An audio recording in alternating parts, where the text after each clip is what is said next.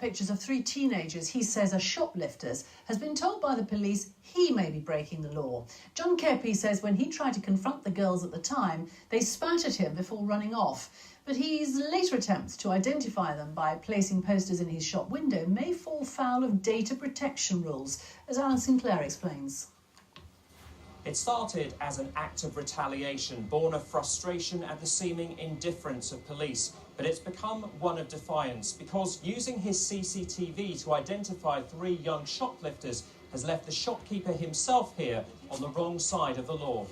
John Kepi's CCTV cameras clearly recorded 3 teenage girls walking out of his town centre shop without paying for fizzy drinks. He was subjected to verbal abuse and spat at. But when he phoned police, they were too busy on more urgent calls. I thought, well, I'll blow the pictures up as big as I can on A4 to look good. And I thought I'll stick them in the window and hopefully someone will be able to spot them and help us out. The problem is data protection laws are clear. People gathering CCTV can only disclose the images under strict guidelines. The posters were in breach. When the police called round, it was John himself they wanted to caution. Why should a shopkeeper be prosecuted for something he's just protecting his goods? That's wrong. We need to change that law. I think it's absolutely disgraceful. I don't know what this country's coming to be perfectly honest with you.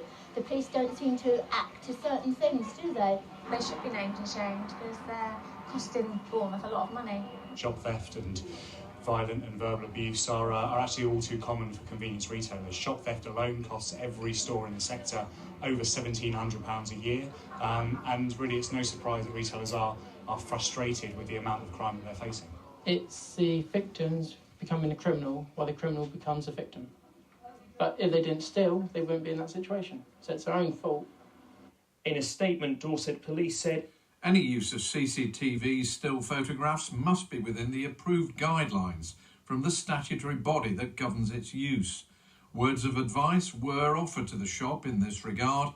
Police would not investigate this. John's doctored images are defiantly still up, but now show sweets over the girls' faces. He's hoping they'll still work as a deterrent. Alan Sinclair, BBC South Today, Bournemouth. Guards on